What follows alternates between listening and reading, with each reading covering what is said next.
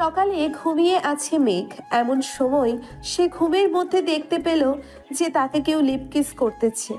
এটা দেখে মেঘও তাকে জড়িয়ে ধরে লিপ কিস করতেছে আর বলতেছে, আজকে পাইছি তোমাকে। আজকে তো তোমাকে ছাড়তেছি না জান। উম্মা, উম্মা, উম্মা। এইভাবে কিছুক্ষণ যাওয়ার পর কে যেন মেঘের উপর পানি ঢেলে দিল। মেঘ ধরপড়িয়ে উঠে পড়ল বিছানা থেকে। আশেপাশে তাকিয়ে দেখে তার ছোট বোন দাঁড়িয়ে আছে।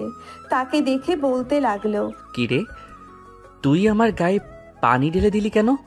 তোকে তো আজকে আমি মেরেই ফেলবো। এমনিতেই শীত পড়েছে, আবার তুই আমার উপর ঠান্ডা পানি ঢেলে দিয়েছিস, তাই না? ঢালবো না তো কি করব? বিছানার দিকে একবার তাকিয়ে দেখো তো, তুমি কি অবস্থা করেছো বিছানাটা। হ্যাঁ, প্রতিদিন একটা একটা করে বালিশ ছেড়ো, আর আম্মু আমাকে দিয়ে পরিষ্কার করায়। সরি রে, আসলে আজকে সেই সুন্দর একটা স্বপ্ন দেখছিলাম। জানিস, মেয়েটা দেখতে পরীর মতো সুন্দর, ঠোঁট দুইটা গোলাপি গোলাপি। উফ, কি জোস লাগছিল জানিস। শরীরের কথা তো বাদ দিলাম, শরীরটা মনে হয় তুলো দিয়ে তৈরি করেছে আল্লাহ। এই শীতে যদি একটা বউ পাইতাম রে বইন, তাহলে তোকে অনেকগুলো চকলেট দিতাম। কথাটা শেষ হতে না হতেই সুফিয়া বেগম বিছানার ঝাড়ু নিয়ে এসে দিল দুইটা বাড়ি মেঘের পিঠে। মেঘ ব্যথায় কোকিয়ে উঠে বলতে লাগলো, আহ আম্মু, আমাকে মারলে কেন? আমি বুঝি ব্যথা পাই না? তরে মারবো না তো আর কারে মারবো? প্রত্যেক দিন তুই একটা না একটা জিনিস নষ্ট করিস। তোকে তো কোনো কিছুই কিনে দিব না এবার। ভেবেছিলাম বিয়ে দিয়ে দিব, কিন্তু তা আর দিব না। আম্মু, বিয়ে দিলে তোমার ছেলের কপালে বউ থাকবে কিনা সন্দেহ আছে। কারণ তোমার ছেলে স্বপ্নের মধ্যে যেই সব করেছে, যদি বউ পায় তাহলে তো গলার টিপে মেরে ফেলবে। তাড়াতাড়ি ফ্রেশ হয়ে কলেজে যা বলতাছি। আর মেঘলা নিচে, তোর বান্ধবী এসে বসে আছে। ফ্রেশ হয়ে তাড়াতাড়ি স্কুল যা, আমি ঘর গোছাচ্ছি। ঠিক আছে আম্মু, যাচ্ছি। মেঘ ফ্রেশ হয়ে কলেজের জন্য রেডি হয়ে চলে আসলো খাবার টেবিলে। মেঘ খেয়াল করে নাই যে মেঘলার বান্ধবী সোফায় বসে বসে টিভি দেখতেছে। মেঘ খাওয়া দাওয়া করে তার বাইক নিয়ে সোজা চলে গেল কলেজ মাঠে। এইদিকে মেঘলাও রেডি হয়ে খাওয়া দাওয়া করে তার বান্ধবীকে নিয়ে বেরিয়ে গেল স্কুলের উদ্দেশ্যে। কিছু দূর যাওয়ার পর মেঘলার বান্ধবী বলতে লাগলো, আচ্ছা মেঘলা, ওইটা কি তোর ভাই ছিল নাকি? আর বলিস না, প্রতিদিন একটা না একটা কিছু করবেই। আজকে কোলবালিশ ছিঁড়ে ফেলেছে। সে নাকি তার স্বপ্নে দেখেছে যে তাকে কোনো এক সুন্দরী মেয়ে এসে লিপ কিস করছে। বাহ বাহ, সুন্দর স্বপ্ন তো দেখে তোর ভাই। তাকে বিয়ে করিয়ে দে। আর এক্ষুনি তো বিয়ে করিয়ে দেওয়ার সময়। আশেপাশের লোকেরা দেখিস না শীতের সময় বেশি বিয়ে করে। তাকে যদি বিয়ে দেই তাহলে মনে হয় না তার বউ এক সপ্তাহ আমাদের বাড়িতে থাকবে। আমাকে যে অত্যাচার করে, আবার তো সেটা তার বউ চুমু দিতে দিতে তাকে মেরেই ফেলবে। যাক, ভালোই হলো। আজকে মুডটা খারাপ ছিল, তোর কথা শুনে মুডটা একদম ঠিক হয়ে গেল। মেঘলা আর আফরিন চলে গেল ক্লাসে।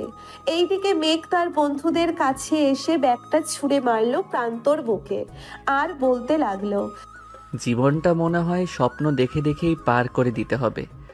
বিয়ের বয়স তো হয়েছে, আমার আম্মু আব্বু বিয়ে দেয় না কেন আমাকে বলতো? তোকে আবার বিয়ে দিবে তোর আম্মু আব্বু? তুই প্রতিদিন যা শোনাস আমাদের, আমার মতো মনে হয় না তুই এক সপ্তাহ ঘরে বউ রাখতে পারবি। তোর এই অত্যাচারে তোর বউ এমনিতেই পালিয়ে যাবে। আরে ইমতিয়াজ, শোন আমার কথা। বল। আগে দেখ না মেঘ কি স্বপ্ন দেখেছে, এরপর না হয় তাকে সুন্দরী মেয়ের ঠিকানা দিব। ঠিক বলেছিস ইমতিয়াজ। মেঘ, শুরু কর তোর প্রতিদিন রুটিন। তাহলে শোন কি দেখেছি আজকে। আজকে সেই সুন্দর একটা স্বপ্ন দেখেছি। জানিস, মেয়েটা দেখতে পরীর মতো সুন্দর, ঠোঁট দুইটা গোলাপি গোলাপি। উফ, কি জোস লাগছিল জানিস। কোমরটা কি বলবো, নায়িকা অপসরীর মতো সুন্দর কোমর। আর কি কি দেখেছিস বল বল, ডাব দেখিস নাই? দোষ শালা, এত দিকে খেয়াল ছিল নাকি আমার? আমি তো শুধু মেয়েটার ঠোঁটে কিস করছিলাম। যেই তার জামাটা খুলতে যাবে অমনি শেষ। বাকিটা আমি বলে দেই। তোর বোন মেঘলা এক বালতি পানি তোর উপরে ঢেলে দিয়েছে, তাই না? একদম ঠিক বলেছিস, কিন্তু আমার বোন যে আমার উপর পানি ঢাললো এটা তুই জানলি কি করে? স্বাভাবিক বিষয়। তুই যদি নিজেই খাওয়ার সময় আমাদের ফোন দিয়ে এটা বল দিস, তাহলে কি আমরা জানবো না? আমি ফোন দিয়েছিলাম নাকি তোদের? দিয়েছিলি। এখন তবে একটা সুন্দরী মেয়ের ঠিকানা দেই। আজকেই এই কলেজে ভর্তি হয়েছে। তুই যাকে নিয়ে প্রতিদিন সুন্দর স্বপ্ন দেখিস, এটাই হয়তো সেই মেয়ে। তাহলে দেরি করতেছিস, করেন এখনই দে, আমি তাড়াতাড়ি গিয়ে প্রপোজ করে আসি, পরে না হয় চুমো দিব লাইনে আসলে। ওই যে একটা মেয়ে দেখতেছিস না, একা দাঁড়িয়ে আছে বোরকা পরে, ওইটাই তো সুন্দরী পরী। তাড়াতাড়ি যা গিয়ে প্রপোজ করে দে, তা না হলে কিন্তু পরে দেখিস পাখি উড়াল দিবে। এখনই যাইতেছি, তোরা ভিডিও করে রাখ। ইমতিয়াজ তার ব্যাগ থেকে একটা ফুল বের করে দিল মেঘকে। এইদিকে মেঘ ফুলটা হাতে নিয়ে স্টাইল করে হাঁটতে হাঁটতে চলে গেল ওই মেয়েটার কাছে। আশেপাশে তাকিয়ে দেখে কেউ নেই, তাই মেঘ হাঁটু গেড়ে বসে প্রপোজ করতে লাগলো। আমি জানি না তুমি কোন রাজ্যের রাজকুমারী, আমি জানি না তোমার পরিচয়। আমি তোমাকে প্রতিদিন স্বপ্নে দেখি, তোমার ঠোঁটে কিস করি। তুমি কি হবে আমার রাজ্যের রাজকুমারী? তুমি কি হবে আমার মনের রাজকন্যা? আমি তোমাকে সুখে রাখবো। I love you. এটা বলে মেঘ চোখ খুলতেই দেখতে পেল একটা মহিলা বোরখা পরে দাঁড়িয়ে আছে এই জায়গায়। মহিলাটা মেঘের হাত থেকে ফুলটা নিয়ে বলতে লাগলো, আমি হব তোমার রাজ্যের রাজকুমারী। তুমি আমাকে ছেড়ে যেও না প্রিয়। আমি যে তোমার অপেক্ষা ছিলাম এতদিন। I love you too baby. Megh এটা দেখে তো দিল দৌড়। এক দৌড়ে চলে আসলো তার বন্ধুদের কাছে। মেঘ আসতেই সবাই হাসাহাসি করতে লাগলো। ইমন, তোর প্ল্যানটা তো সেই ছিল রে। মেঘের অবস্থা দেখার মতো হয়েছে। শালারা, তোদের তো আজকে আমি মেরেই ফেলবো। তোরা সব জেনে বুঝে আমার সাথে এমন করেছিস, তাই না রে? আরে শালা, ওইটা তো আমাদের ক্লাসের রিধির মা। আমি কি জানতাম ওইটা রিধির মা হবে? আমি তো দেখেছি রিধি দাঁড়িয়ে ছিল, সবাই কথা বলতেছে। এমন সময় মহিলাটা এসে পিছন থেকে মেঘকে জড়িয়ে ধরে বলল, আমাকে রেখে কোথায় যাচ্ছ আমার আশিক? প্লিজ প্লিজ এখানে দাঁড়াও আশিক, আমি যে তোমাকে খুব ভালোবাসি আশিক। আম্মু গো, আমি আর বিয়ের কথা বলবো না গো, আমাকে বাঁচাও তোমরা কেউ এসে। শালা, তুই এবার তোর রাজকুমারীকে নিয়ে বাসর কর গিয়ে। আন্টি, আপনি ওর সাথে যান, আপনাকে মানাইছে আমার বন্ধুর সাথে। আপনি যে এই বয়সে এত স্মার্ট ছেলের প্রপোজ পাবেন ভাবতেই পারি নাই। যা দুষ্টু ছেলে, আমাকে আন্টি ডাকছো কেন? আমাকে ভাবি ডাকবে ভাবি। চলো আমরা আশিক তোমাকে নিয়ে ঘুরে আসি 7 সমুদ্র তীর নদী। মহিলার কথা শুনে মেঘ তো কান্না করে দেওয়ার মতো অবস্থা। কোনো রকম তার বাইকটা স্টাডি দিয়ে ওইখান থেকে কেটে পড়লো। মেঘ আর এইদিকে হাসাহাসি করতেছে সবাই। যাক, আজকে একটু বেশি মজা পেলাম। চাচি, এই ছেলেটা একটু বউ পাগল তো, তাই আর কি আপনার সাথে এমন করেছে। কিছু মনে করবেন না, আপনাকে তার মা ভেবে এটা বলেছে। ও আচ্ছা, আমি যে ভাবছিলাম আমাকে তোমার গার্লফ্রেন্ড ভেবেছে। কালকে আমার আশিক এর জন্য আবার আসবো। এই কলেজে তোমরা কেউ কিছু বলবে না বলে দিলাম। ঠিক আছে, কেউ কিছু বললো না, আপনি এখন যান। মহিলাটা চলে যেতেই সবাই চলে আসলো। ক্লাসে 2টো ক্লাস করে সবাই বেরিয়ে চলে আসলো মাঠে। চলুন এখন পরিচয় পর্বটা দিয়ে দেওয়া যাক। মেঘ হচ্ছে এই কলেজের টপার। সে একবার মুখে চাই বলে তাই করে দেখায়। এবার ইন্টার সেকেন্ড ইয়ারের ছাত্র সে। তার বন্ধুরাও সেম ক্লাসে পড়ে। এখন আপাতত এইটুকু থাক, বাকিটা আস্তে আস্তে জানতে পারবেন। ধন্যবাদ। চলেন দেখি মেঘ এখন কোথায় আছে? বাইকটা নিয়ে সোজা চলে গেল কলেজের পিছনে। 2 ঘন্টা কাটতেই আবারও চলে আসলো কলেজের ভেতরে। এসে দেখে তার বন্ধুরা গাছ তলায় বসে আছে। তাদের কাছে গিয়ে জিজ্ঞেস করতে লাগলো, কিরে, মহিলাটা চলে গেছে নাকি? যাই নাই তো, তোর জন্য অপেক্ষা করতেছে, হয়তো লেকের পারে। তুই গিয়ে দেখা করে আয়। শালারা, তোরা সব জেনে বুঝে এই কাজ করেছিস, তাই না রে? তোর শালা, আমরা কি জানতাম ওইটা রীতির আম্মু হবে? আমরা জানলে তো তোকে কখনোই পাঠাইতাম না। এখন এক কাজ কর, ক্লাস তো করবি না, চল কোথাও থেকে ঘুরে আসি। ঠিক আছে, চল তাহলে যাই। সবাই সবার বাইক নিয়ে চলে গেল নদীর পাড়ে। দুপুর 1টা বাজতেছে, সূর্যটাও উঠেছে। এখন সবাই নদীর পাড়ে বসে আড্ডা দিতেছে। এমন সময় ইমন বলতে লাগলো, মেঘ, সবাই কিছু কিছু করে টাকা দে, একটা বাংলা মদ নিয়ে আসি। আমি এসবে নাই। আমার আব্বু একবার জানতে পারলে আমাকে মেরেই ফেলবে। বাংলা মদ না এনে তাড়াতাড়ি আমার মনের মতো একটা মেয়ে বের কর, তাহলে এই শীতে আমার বিয়েটাও খেতে পারবি। তা তো পারবো, কিন্তু তোর মনের মতো মেয়ে খুঁজে পাবো কি করে? আমাদের একবার বলতো তোর মনের মতো মেয়ে কিরকম হবে? আমার মনের মতো মেয়ে হবে চিকন, ঠোঁট দুটো গোলাপি গোলাপি, যাতে দেখলেই কামড় দিয়ে নিয়ে আসতে মন চায়। আর আমার থেকে একটু খাটো হলেই চলবে, দেখতে কিন্তু সুন্দরী হতে হবে। শালারা দেখতে তো সুন্দরী হবে, তুই যা যা বলেছিস তাদের মধ্যে ছাড়া এইসব অন্য কারো মধ্যে থাকবে না, তাই না? চল, খুব ক্ষুধা লাগছে, একটা রেস্টুরেন্ট থেকে কিছু খেয়ে আসি। চল, আজকে মতিন মামার কালাভুনা দিয়ে খেয়ে আসি। শুনেছি কালাভুনাটা সেইভাবে রান্না হয়। চল। সবাই চলে গেল মতিন রহমানের দোকানে। গরুর মাংসের কালো ভুনা দিয়ে সবাই খাবার খেয়ে চলে আসলো বাড়িতে। সন্ধ্যা 7টা, সবাই বসে আছে চায়ের দোকানে। চা খাওয়া শেষ। মেঘ সবার কাছ থেকে বিদায় নিয়ে চলে আসলো বাড়িতে। রাত 9টায় খাবার টেবিলে বসে আছে মেঘ। এমন সময় তার আপু এসে টেবিলে বসতে বসতে বলতে লাগলো, কিরে মেঘ, এইসব কি শুনতেছি? তুই নাকি প্রতিদিন একটা করে বালিশ ছিঁড়ে ফেলে দিস, এটা কি সত্যি কথা নাকি? আরে না আব্বু, আমি তোমার ছেলে, আমি কি এইসব করতে পারি বলো? সব মিথ্যা কথা বলতেছে আম্মু আর আপু। হয়েছে, আর কিছু বলতে হবে না। তোর স্বভাব চরিত্র আমার ভালো করেই জানা আছে। এখন যা বলি শোন, কালকে আমার অফিসে যাবি। আমি নতুন প্রজেক্টের কাজ ধরেছি, ওইটাতে আমাকে হেল্প করবি। যদি ঠিক মতো করতে পারিস তাহলে তোর বিয়ে নিয়ে চিন্তা করবো আমি। ঠিক আছে আব্বু, আমি রাজি আছি। তোমার আগেই আমি অফিসে পৌঁছে যাব। মেঘ খাওয়া দাওয়া শেষ করে তাড়াতাড়ি ঘুমিয়ে গেল। এইদিকে সাইফুল চৌধুরী মেঘলাকে উদ্দেশ্য করে বলতে লাগলো, মেঘলা আফরিন তো তোর বান্ধবী, তাই না? তাকে আমার বেশ পছন্দ হয়েছে। আমি তার বাবা মায়ের সাথে কথা বলতে চাই। আব্বু, আমরা তো মাত্র 10-এ পড়ি। এখনই যদি ভাইয়ার সাথে আফরিনের বিয়ে দিয়ে দাও, তাহলে আফরিনের স্বপ্নটা পূর্ণই হবে না। সে চায় একজন বিজনেস ওমেন হতে। তা হতে পারবে, সমস্যা নেই। মেঘের সাথে থেকে সবকিছু শিখে যাবে, পরে না হয় আমার কাছে থেকে টাকা নিয়ে নিজে একটা অফিস তৈরি করবে।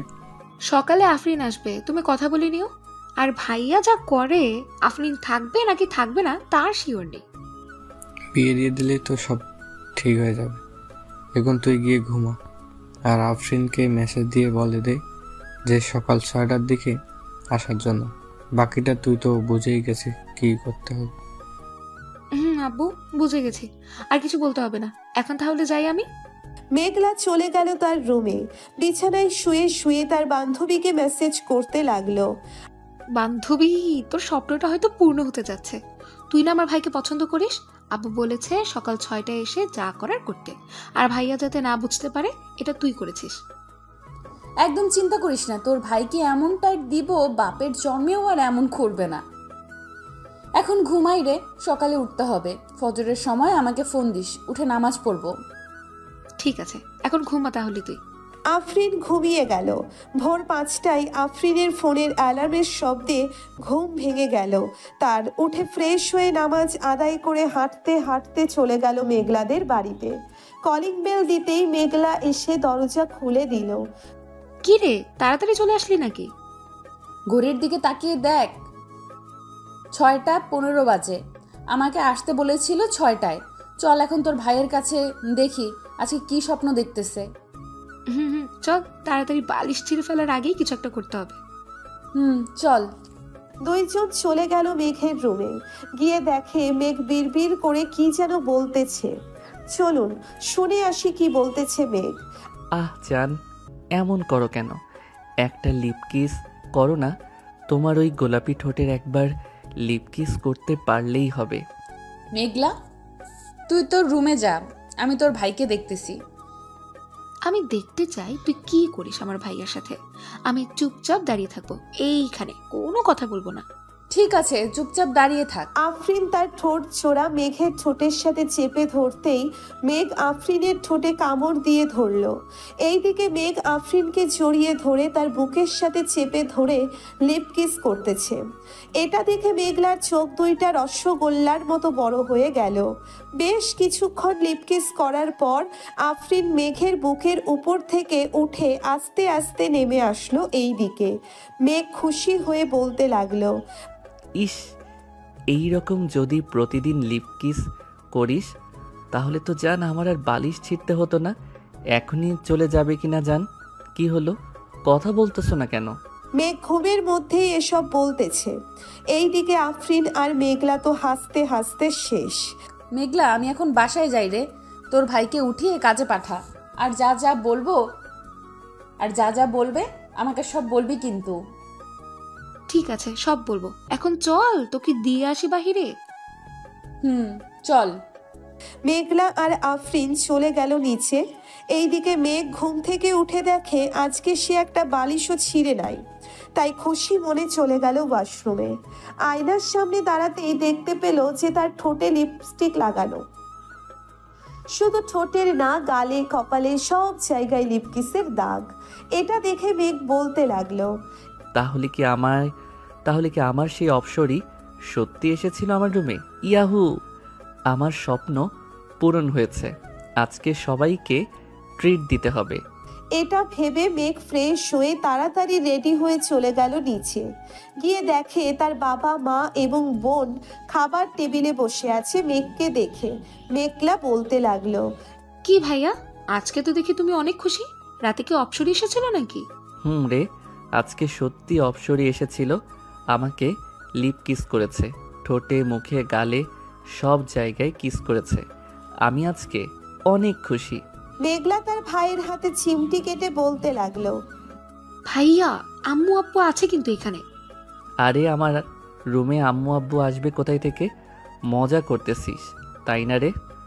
মেঘ একবার চারিপাশ ঘুরে দেখে যে সে ড্রয়িং রুমে খাবার টেবিলে বসে আছে। এটা দেখে সে তার মাথায় গাঁটটা মেরে বলতে লাগলো, আব্বু আম্মু, আমি অফিসে গেলাম, আস্তে আস্তে রাত হবে। আরে মেঘ, খাবার খেয়ে যা না। না আম্মু, এখন খাবো না, আমার পেট ভরা আছে। এই বলে মেঘ চলে গেল অফিসে। এইদিকে মেঘলা সবার সাথে খাওয়া দাওয়া করে স্কুলের জন্য রেডি হয়ে চলে গেল 3 রাস্তার মোড়ে। গিয়ে দেখে আফরিন দাঁড়িয়ে আছে। ভালোই হলো, আমি ভাবছিলাম তোদের বাসায় যাব তোকে নিয়ে, এখন দেখি তুই এসে গেছিস। চল, এখন দেরি হয়ে গেছে এমনিতেই। দুইজন চলে গেল কলেজে। গিয়ে দেখে স্যার ক্লাসে ঢুকে পড়েছে। দুইজন স্যারের কাছে অনুমতি নিয়ে ক্লাসে প্রবেশ করলো। এইদিকে মেঘ অফিসে প্রবেশ করে দেখতে পেল সবাই সবার মতো কাজ করতেছে। তাই মেঘ সোজা চলে গেল তার বাবার কেবিনে। বসে বসে কিছু ফাইল দেখতেছিল। এমন সময় অফিসের ম্যানেজার আসলো আর বলতে লাগলো, স্যার, আমাদের অফিসে আজকে নতুন একটা প্রজেক্ট ডিল হবে প্রায় 200 কোটি টাকার উপরে। যদি এই ডিলটা ফাইনাল হয়ে তাহলে আমাদের অফিস আরও বড় হবে এবং দেশের বাইরেও এই অফিসটা নিয়ে আলোচনা করা হবে। তাই ভালোভাবে প্রেজেন্টেশন করতে হবে। এই নিন ফাইলটা, আপনি একবার দেখে নিন। ঠিক আছে, আপনি যান, আমি ফাইলটা দেখে নিতেছি। ম্যানেজার চলে গেল। এইদিকে মেঘ ফাইলটা বের করে প্রজেক্টটা দেখতে লাগলো সবকিছু ঠিকঠাক আছে নাকি। সবকিছু ঠিকঠাক থাকলে ফাইলটা টেবিলে রেখে অফিসারটা ঘুরে ঘুরে দেখতে লাগলো। কিছুক্ষণ ঘোরাঘুরি করার পর আবারও চলে আসলো তার বাবার কেবিনে। এসে দেখে তার বাবা চলে এসেছে। মেঘ, সব কিছু দেখে নিয়েছিস তো? ভালো করে প্রেজেন্টেশন করিস যাতে প্রজেক্টটা আমাদের হাতেই থাকে, অন্য কারো হাতে না যায়। ইনশাল্লাহ আব্বু, তুমি কোনো চিন্তা করো না, এই প্রজেক্টটা আমরাই পাবো। তা ওরা কখন আসবে? এই তো আর 10 মিনিটের মধ্যে চলে আসবে। চল আমরা মিটিং রুমে গিয়ে বসে পড়ি। চলো আব্বু, যাই তাহলে। সাইফুল এবং মেঘ চলে আসলো মিটিং রুমে।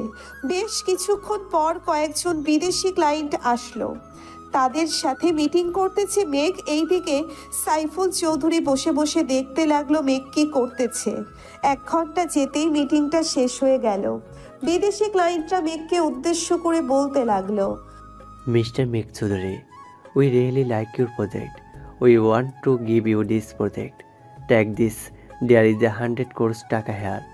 We will give the remaining 100 crores taka after the work is completed. The deal is final. Deal is final. ওরা চলে গেল। এইদিকে পুরো অফিসে মিষ্টিমুখ করাতে লাগলো সাইফুল চৌধুরী, কারণ আজকে এই কর্মচারীদের কারণেই সে 200 কোটি টাকার প্রজেক্টটা পেয়েছে। আব্বু, এখন তার কাজ নেই, আমি না হয় বাড়িতে চলে যাই। বাড়িতে যাইতে হবে না, প্রজেক্টের কাজটা কিভাবে করবে তুই একটু বুঝিয়ে দিয়ে যা সবাইকে, তাহলে ওরা কাজ শুরু করে দেবে। আব্বু, আজকে কাজ করার কোনো প্রয়োজন নেই, তাদেরকে ছুটি দিয়ে দাও, কালকে থেকে কাজ না হয় শুরু হবে। ঠিক আছে, তাহলে তুই যা, আমিও তাদের সাথে একটু আলোচনা করে ছুটি দিতেছি। আর এইখানে 1 লক্ষ টাকা আছে, তোর যা ইচ্ছা কর, কিছুই বলবো না। ধন্যবাদ আব্বু তোমাকে। মেঘ তার বাইক নিয়ে চলে আসলো কলেজে। এখনো কলেজ ছুটি দেয় নাই, তাই কদম গাছের নিচে বসে আছে মেঘ। এমন সময় কালকের মহিলাটা আবার আসলো মেঘের কাছে। মেঘের কাঁধে মাথাটা রেখে বলতে লাগলো, আমার সোনা, আমার ময়না পাখি, কালকে আমাকে রেখে তুমি কোথায় পালিয়ে গিয়েছিলে? চলো না, তোমাকে নিয়ে রেস্টুরেন্টে যাই। আরে বোন, তুই আমার পিছু করা ছেড়ে দে, আমি ভুল করে তোকে প্রপোজ করে ফেলেছি, আমি তোর পায়ে পড়তেছি, তুই আমাকে ছেড়ে দে। মেঘ মহিলাটার পা ধরে মাপ চাইতেছে। এটা দেখে রিধি মেঘের কাছে এসে বলতে লাগলো, আরে মেঘ, তুমি আমার মায়ের কাছে মাপ চাইতেছো কেন? আম্মু মেঘ কি কিছু করেছে তোমাকে যে সে মাপ চাইতেছে? না রে রিধি, মেয়ে একটু মাপ চাচ্ছে না। আমি আসার সময় মাঠে পড়ে গিয়েছিলাম, মেঘ আমাকে এনে এখানে বসিয়েছে আর দেখছে আমার পায়ে কিছু হয়েছে কি না। ধন্যবাদ মেঘ, আমার মাকে দেখে রাখার জন্য। আম্মু চলো বাড়িতে চলে যাই, আর হয়তো ক্লাস হবে না। তুই গাড়িটা বের কর, আমি মেঘের সাথে কথা বলে আসছি। ঠিক আছে আম্মু।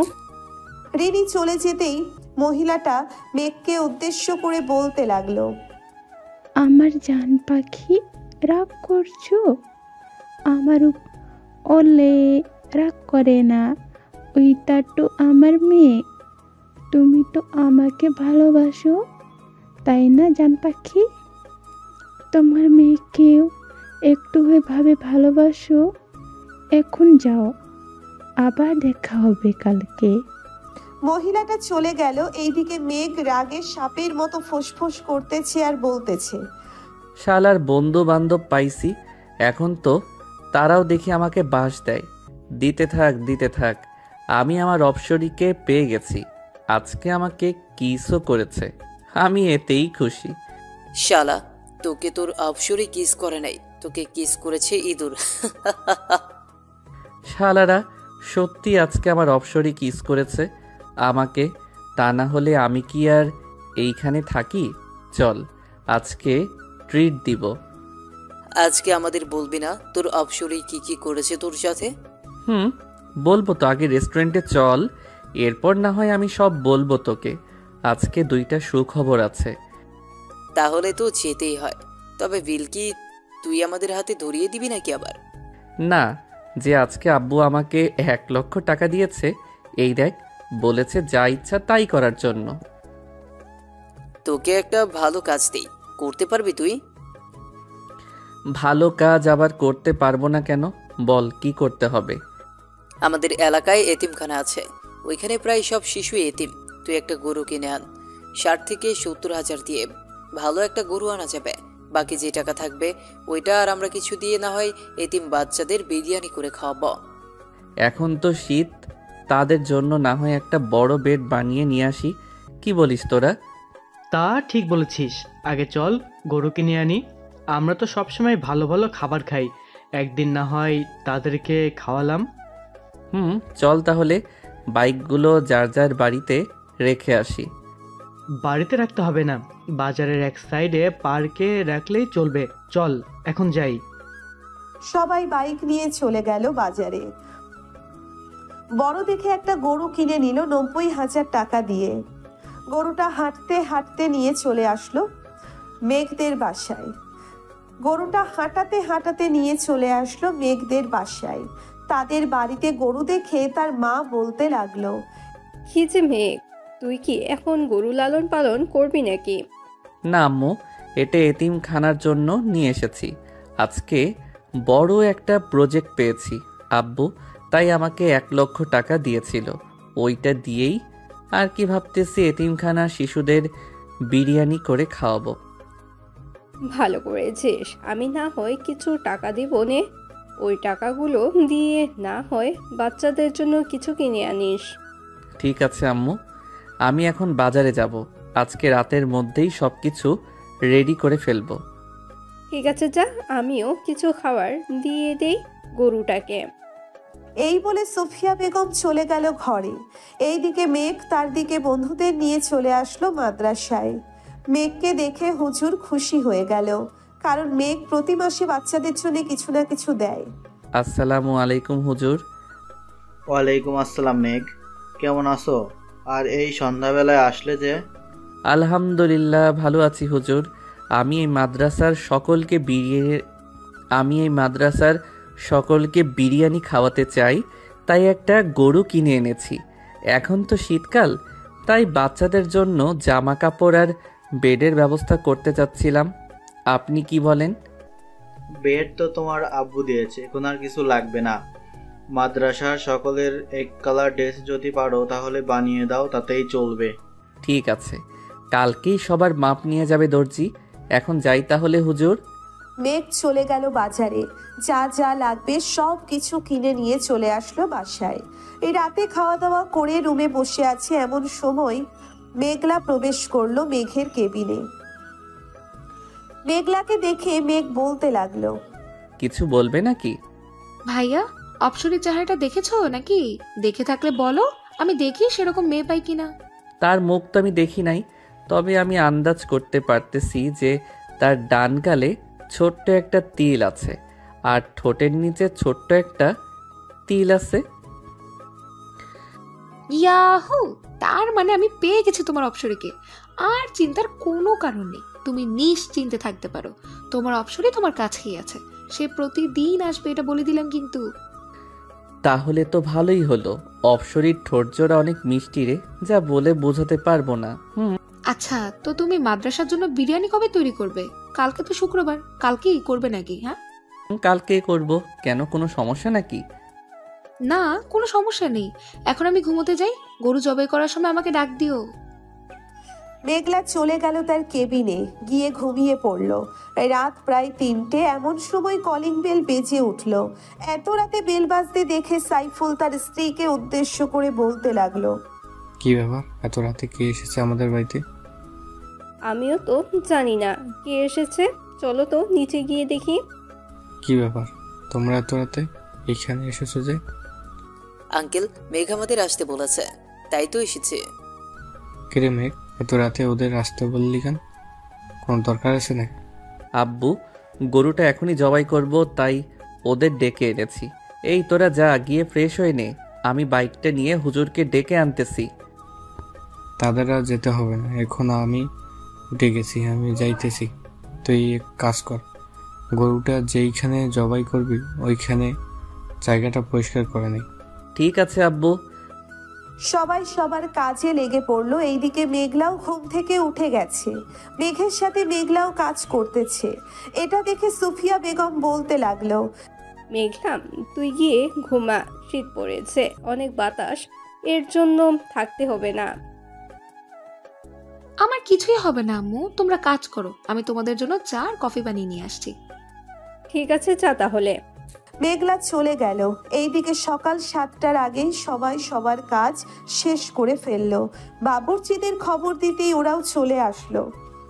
বাবা, এখানে তো মনে হচ্ছে 4 মণের উপরে গোস্ত আছে। এখন পুরোটাই রান্না করব নাকি রেখে দেব কিছুটা? আপনার অনুমান করে পুরোটাই বিরিয়ানি করে ফেলেন। ঠিক আছে বাবা। 12টার মধ্যে সকল রান্না শেষ করে ফেললো। এইদিকে বাড়ির মহিলারা প্যাকেট করতেছে সকল খাবার, যাতে প্রত্যেক বাড়িতে 2-3টে করে দেওয়া যায়।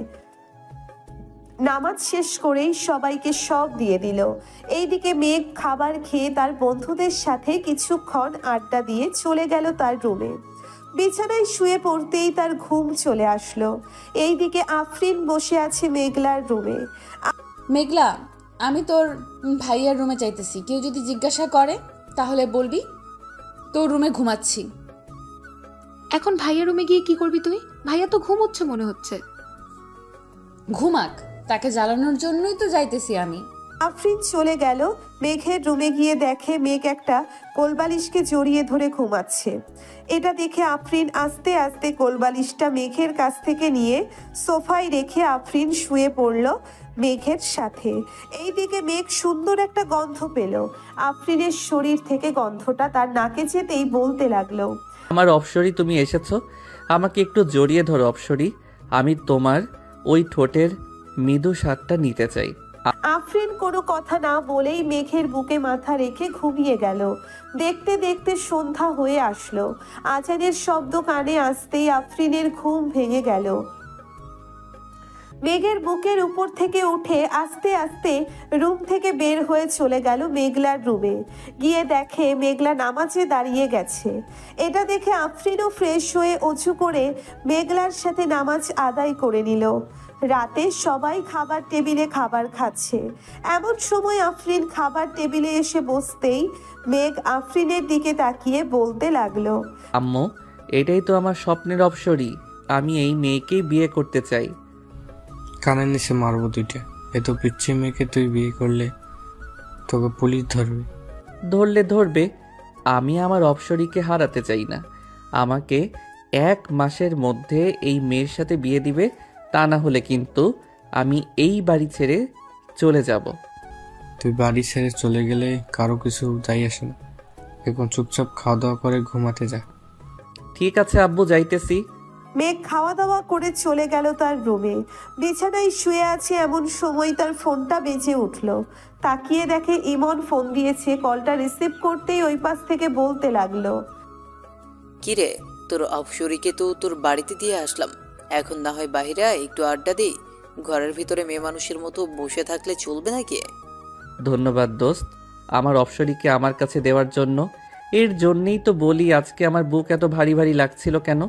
মনে হয় আমার অপসরি আমার বুকের উপর ঘুমিয়েছিল। দেখ, তোর ফোনে পিক পাঠাইছি, যখন তোরা দুইজনকে জড়িয়ে ধরে ঘুমোচ্ছিলে। শালারা, তোর আর ভালো হলি না, এইটাও পিক তুলতে হলো তোদের। আমরা তো আগে থেকেই ভালো ছিলাম, তুই আবার কোন ভালোর কথা বলছিস? থাক, তোরা আসতেছি আমি। মেঘ ফোনটা কেটে দিয়ে নিচে চলে আসলো। বাইকের চাবিটা নিয়ে সোজা চলে গেল 3 রাস্তার মোড়ে, কারণ ওইখানেই সবাই আড্ডা দেয়। মেঘ যেতেই ইমতিয়াজ বলতে লাগলো, ঘরে বউ পাইয়া আমাদের ভুলে গেছিস তাই না রে? আরে সালা, আমি তো এখনো বিয়েই করতে পারি নাই তাকে, আর তুই বলেছিস যে বউ পাইয়া তোদের ভুলে গেছি। আর একটা কথা, আমি তো আমার অপসরিকে দেখি নাই, তোরা দেখেছিস নাকি? আমরা দেখব কিভাবে, আমরা তো খুঁজে বের করে তোকে দিয়ে দিছি, তুই দেখে নিস তোর অপসরিকে। এখন চা খাও আমাদের। সবাই চা খেয়ে রাত 10টা পর্যন্ত আড্ডা দিয়ে চলে আসলো বাসায়। এইদিকে আফরিন বসে আছে মেঘলার রুমে। দুইজনে বসে বসে তাদের স্কুলে যে লেখাগুলো দিয়েছে সেই লেখাগুলো লিখতেছে। এটা দেখে মেঘ চলে গেল মেঘলার রুমে। গিয়ে দেখে তার অপসরী মাথায় ওড়না দিয়ে লিখতেছে, কিন্তু তার মুখ দেখা যাচ্ছে না চুলের জন্য। এটা দেখে মেঘ বলতে লাগলো, এই যে মিস অপসরি, চুলগুলো একটু সরান তো, দেখি আপনাকে মন ভরে। ভাইয়া আর একবার যদি ডিস্টার্ব করো তাহলে কিন্তু আমি আম্মুকে ডাক দিতে বাধ্য হব। আর ডাকতে হবে না, আমি চলে যাইতেছি। মিস অপসরি, লেখা শেষ হলে আমার রুমে আইসেন, দুইজন বসে গল্প করব। আম্মু! আরে যাইতেছি তো, এইভাবে ডাকতে হবে নাকি? থাক। তাড়াতাড়ি তোর রুমে যা, না হলে কিন্তু তোর অপসরীকে আবার তার বাড়িতে পাঠিয়ে দিব, তখন আর দেখতে পারবি না। পাঠানোর দরকার নেই, আমি আসবো না এই রুমে। এই বলে মেঘ চলে গেল তার রুমে। বিছানায় শুয়ে শুয়ে গেম খেলতেছে আর বলতেছে, আমার অপসরীকে আমার কাছ থেকে কেড়ে নিবে ওরা, তা কি করে হয়? আমি কখনোই হতে দিব না। আমার অপসরীকে আমার করেই ছাড়বো। এই সব বলতেছে মেঘ আর গেম খেলতেছে। রাত প্রায় 3টে। আফরিন মেঘের রুমে এসে দেখে মেঘ এখনো শুয়ে শুয়ে ফোন টিপতেছে। মেঘ দরজার দিকে তাকাতেই দেখতে পেল তার অপসরীকে। অপসরী, তুমি এসেছো? ভিতরে আসো। বাহিরে দাঁড়িয়ে আছো কেন? তুমি এত রাত অবধি ফোন টেপো কেন? তাড়াতাড়ি ঘুমাও, না হলে কিন্তু আমি চলে যাবো এই বাড়ি থেকে। কোথায় যাইতে হবে না তোমার অপসরী, তুমি এই বাড়িতেই থাকো, আমি এখনই ঘুমাচ্ছি। এই তো লক্ষ্মী ছেলের মতো কথা বললে তুমি। এখন তাহলে আমি গেলাম মেঘলার রুমে, আমি আবার আসবো একটু পর। যদি এসে দেখি তুমি না ঘুমাইছো তাহলে সকাল হলেই আমি চলে যাব। আফরিন চলে গেল মেঘলার রুমে। এইদিকে মেঘ ফোনটা রেখে ঘুমিয়ে গেল। প্রায় 30 মিনিট পর আফরিন আবার আসলো মেঘের রুমে। এসে দেখে মেঘ ঘুমিয়ে গেছে, তাই আফরিন দেরি না করে মেঘের বুকের উপরে শুয়ে পড়ল। এইদিকে মেঘ তার অপসরীকে জড়িয়ে ধরে বলতে লাগলো, আগে কখনোই এমন হয় নাই অপসরী, তুমি আমার জীবনে আসার পর থেকে সবকিছু পাল্টে গেছে। আমি তোমাকে নিয়ে বেঁচে থাকতে চাই অপসরী, আমি তোমাকে নিয়ে বেঁচে থাকতে চাই। মেঘের মুখে এমন কথা শুনে আফরিন আলতো করে মেঘের ঠোঁট কামড়ে ধরে চুষতে থাকে আর বলতে থাকে, আমিও যে তোমাকে প্রথম দেখাই ভালোবেসে ফেলেছি মেঘ। যেই দিন তোমার বুকে মাথা রেখে ঘুমিয়েছি ওই দিনের পর থেকে আমি একা ঘুমাইতে পারি না, সব সময় মন চায় তোমার বুকেই মাথা রেখে ঘুমাই। আফরিন মনে মনে এইসব বলতেছে আর মেঘের ঠোঁট জোড়া ললিপপের মতো চুষে চুষে খাচ্ছে। বেশ কিছুক্ষণ পর মেঘ ও আফরিনের ঠোঁট জোড়া চুষে খেতে লাগলো। ফজরের আজান কানে ভেসে আসতেই আফরিন মেঘের উপর থেকে উঠে যেতে যাবে, এমন সময় মেঘ আফরিনের হাত ধরে টান দিয়ে আবার বুকের সাথে চেপে ধরলো আর বলতে লাগলো, কোথায় যাচ্ছ এখন? আর একটু শুয়ে থাকো অপসরী। আজান দিতেছে, নামাজ পড়বো, আপনিও উঠে নামাজ পড়ে আসেন। ঠিক আছে যাও, আমিও যাচ্ছি। আফরিন চলে গেল মেঘলার রুমে। গিয়ে দেখে মেঘলা উঠে পড়েছে। ভাইয়ার রুমে গিয়েছিলে নাকি? তোমার ভাইয়ার রুমে গিয়েছিলাম, চলো নামাজ পড়ে নেই দুজন। বেশি কথা না বলে দুইজন নামাজ আদায় করে নিল। সকালে মেঘ খাওয়া দাওয়া করে চলে গেল কলেজে। গিয়ে দেখে তার বন্ধুরা আগে থেকেই বসে আছে। মেঘকে দেখে ইমন বলতে লাগলো, কি রে, কি হয়েছে? তোকে আজকে এত খুশি খুশি লাগতেছে কেন? তোর অপসরী আদর করেছে নাকি? আদর মানে? অনেক আদর করেছে আমার অপসরী আজকে আমাকে। ওর ঠোঁট দুইটা এমনভাবে খাচ্ছিলাম মনে হয় কমলার চিড়ের মতো চুষে চুষে খাচ্ছিলাম। কি রে ইমতিয়াজ, তাহলে তো আমাদেরও লাইন লাগাতে হবে। আমার বন্ধু যখন এসব বলতেছে আমাদের তো লালুস লেগে গেছে। লালুস তো লাগবেই, আমার বউ হচ্ছে সবার থেকে সুন্দরী। এই তোর বউ আবার সবার থেকে সুন্দরী? ওই দেখ আসতেছে, তাড়াতাড়ি পালা গিয়ে, তা না হলে তোকে ধরে ফেলবে। মেঘ পিছনে ফিরতেই দেখতে পেল রিধির আম্মু আসতেছে, তাই মেঘ দৌড়ে চলে গেল ওয়াশরুমে। এইদিকে রিধির আম্মু সবার কাছে এসে বলতে লাগলো, কি ব্যাপার, আমার আশিককে না এইখানে দেখলাম, সে কোথায় গেছে? তাকে একটু ডাকে দাও, আমার আশিককে নিয়ে আমি লন্ডনে যাব ঘুরতে। চাচি, লন্ডনে না গিয়ে কক্সবাজারে চলে যান, ওইখানে আপনাদের কেউ ডিস্টার্ব করবে না। তাই টু যাবা, তোমার বন্দুককে বের করে দাও, আমার লাল মামুনিকে বের করে দাও। কোথায় আমার লাল মামুনি? আমার কাছে আসো। এই বলে রিধির আম্মু চলে গেল তার মেয়ের কাছে। এইদিকে মেঘ 3 তলা থেকে দেখতেছে গাছের নিচে রিধির আম্মু আছে নাকি। ওনাকে না দেখতে পেয়ে মেঘ নিচে চলে আসলো আর বলল, আমাকে তোরা কোথায় ফাঁসিয়ে দিলি বলতো? এই মহিলাটা তো আমাকে মেরেই ফেলবে। আমার অপসরি যদি জানতে পারে আমি এই মহিলাকে প্রপোজ করেছি, তাহলে তো আমার অপসরি আমার কাছ থেকে দূরে সরে যাবে। এটাই তো ভালো হবে। পরে আমি তোর অপসরীকে নিয়ে আসব, কি বলিস তোরা? ইমনের কথা শুনে সবাই হাসতে লাগলো। বেশ কিছুক্ষণ এইভাবে হাসাহাসি করলো সবাই। এমন সময় মেঘের ফোনটা বেজে উঠল। তাকিয়ে দেখে তাদের অফিসের ম্যানেজার ফোন দিয়েছে। মেঘ কলটা রিসিভ করতেই ওই পাশ থেকে ম্যানেজার বলতে লাগলো, স্যার, আপনার আব্বু গাড়ি অ্যাক্সিডেন্ট করেছে, আপনি তাড়াতাড়ি চলে আসেন এনকে মেডিকেল হসপিটালে। আমরা ওইখানেই স্যারকে ভর্তি করিয়েছি। ঠিক আছে, আমি এখনই আসতেছি। আর আপনি বাড়িতে জানায়েন না, কিন্তু বাড়িতে জানালে সবাই টেনশন করবে। ঠিক আছে স্যার, আমি জানাবো না। মেঘ ফোনটা কেটে দিয়ে তার সকল বন্ধুদের নিয়ে চলে আসলো। হাসপাতালে এসে দেখে ম্যানেজার অপারেশন থিয়েটারের বাহিরে দাঁড়িয়ে আছে। মেঘকে দেখে ম্যানেজার বলতে লাগলো, স্যারের মাথায় একটু আঘাত পেয়েছে, তাই হাত কিছু কাজ ঢুকে গিয়েছে, এগুলো বের করতেছে ডক্টর। এর বেশি কিছু হয় নাই তো আব্বুর? না, এর বেশি কিছু হয় নাই। পিছন থেকে একটা গাড়ি এসে স্যারের গাড়িতে মেরে দিয়ে চলে গিয়েছে। ইমন, খোঁজ লাগাতো কার গাড়ি ছিল ওইটা। পুলিশ সব কিছু দেখতেছে, কাউকে কোথাও যাইতে হবে না। ঠিক আছে।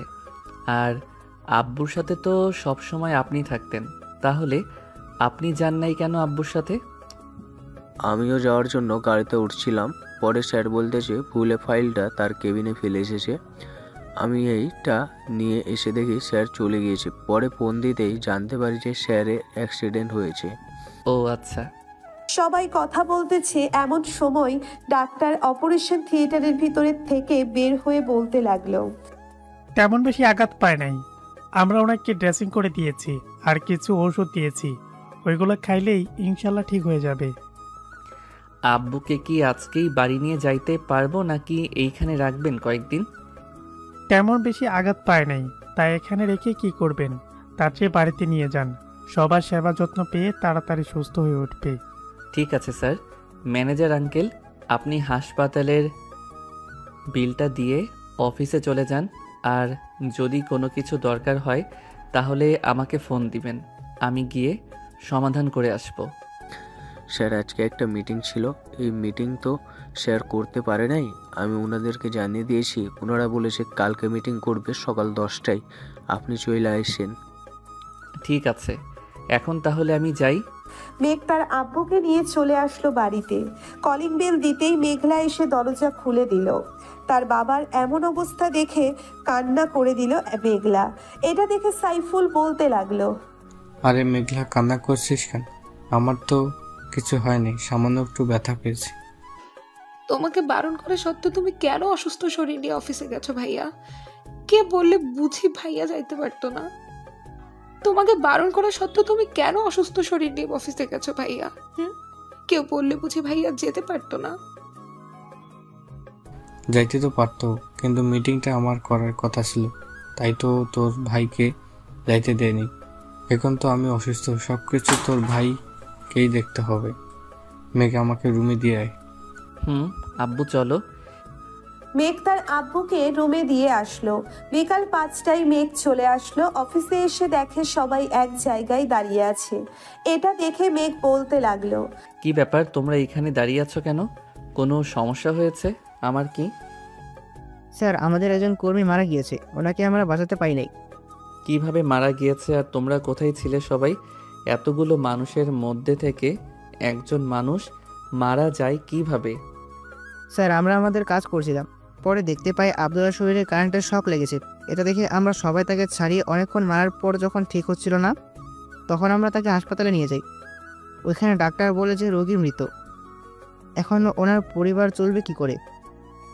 আমাদের অফিসে কেন আছে? আমরা তার পরিবার চালাবো। তার বাড়িতে কে কে আছে কেউ জানলে আমাকে বলো। স্যার, ওনার বাড়িতে একটা ছেলে আছে, 18 বছরের মতো হবে। আর ওনার লাশ কি করব আমরা এখন? কিছু করতে হবে না, তার লাশ আমি নিয়ে যাব তাদের বাড়িতে। তোমরা সবাই আবার কাজ শুরু করো। আমি আব্বুর সাথে কথা বলতেছি, দেখি আব্বু কি বলে। ঠিক আছে স্যার, আপনি কথা বলেন, আমরা কাজ করি তাহলে। সবাই কাজ করতেছে। মেঘ তার বাবার সাথে কথা বলে ব্যাংক থেকে 3 লক্ষ টাকা তুলে নিয়ে চলে গেল ওই লোকটার বাড়িতে।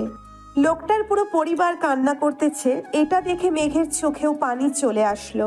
টাকাগুলো লোকটার স্ত্রীর হাতে দিয়ে তাকে বলতে লাগলো, এইটা আমাদের অফিসের কার্ড। আপনার ছেলেকে কালকে অফিসে পাঠাবেন, ওর চাকরি হয়ে যাবে। ঠিক আছে স্যার, আর এই টাকাগুলো নিয়ে যান। আমাদের টাকা লাগবে না, আপনার বাবা আমাদেরকে অনেক কিছু দিয়েছে। এই টাকাগুলো আমার বাবাই আপনাদেরকে দিতে বলেছে, তাই তো আমি দিয়েছি। আর আপনার ছেলেকে কালকে পাঠিয়ে দিয়েন। এখন আমি যাই তাহলে। মেঘ চলে আসলো বাসায়। রাতে খাওয়া দাওয়া করে বসে আছে, এমন সময় আফরিন তার পাশে বসলো। আফরিনকে দেখে হা হয়ে গেল মেঘ। এইদিকে আফরিন মেঘের এমন হাঁ করে তাকিয়ে থাকা দেখে বলতে লাগলো, এইভাবে যদি হা করে আমার দিকে তাকিয়ে থাকেন তাহলে তো আপনার মুখে হাতে ঢুকে যাবে। আফরিনের কথা শুনে মেঘ তার মুখটা বন্ধ করে ফেললো। সবাই বসে আছে, কথা বলতেছে। এমন সময় সাইফুল বলতে লাগলো, আফরিন, তোমাদের পরীক্ষা শেষ হবে কবে? আমাদের পরীক্ষা তো সামনের মাসে শুরু হবে, শেষ হবে এর পরের মাসে। হঠাৎ এই কথা জিজ্ঞেস করলেন যে? আমার ছেলের অবস্থা তো দিন দিন খারাপ হয়ে যাচ্ছে, তাই তোমাদের পরীক্ষার পর 2 পরিবার মিলে বিয়ে দিয়ে দেবো। ও আচ্ছা, মেঘলা চলো আমরা ঘরে যাই, আমাদের পড়া আছে। চলো। মেঘ, আমি তো অফিসে যাইতে পারবো না। এখন থেকে তোকে অফিস দেখাশোনা করতে হবে। কলেজে তো যাস আর আসিস, কলেজে না গেলেই চল কিছুদিন। আমি সুস্থ হলে এরপর না হয় কলেজ যাস। ঠিক আছে আব্বু, তোমরা থাকো তাহলে। আমি ঘুমাতে গেলাম, সকালে আবার মিটিং আছে, ওইটা নিয়ে কথা বলতে হবে ক্লায়েন্টের সাথে। যা।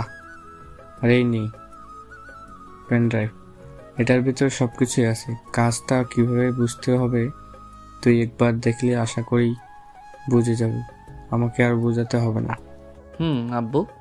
মেঘ চলে গেল তার রুমে। গিয়ে দেখে আফরিন বসে আছে। মেঘকে দেখে এক সাইডে গিয়ে বসে পড়লো আফরিন। মেঘ একবার আফরিনের দিকে তাকিয়ে তার ল্যাপটপটা নিয়ে বসে বসে কাজটা দেখতে লাগলো। এইদিকে আফরিন এক পলকে তাকিয়ে আছে মেঘের দিকে। এটা মেঘ খেয়াল করে, তাই আফরিনের উদ্দেশ্য করে বলতে থাকে, কিছু বলবে নাকি এইভাবে তাকিয়ে আছো যে?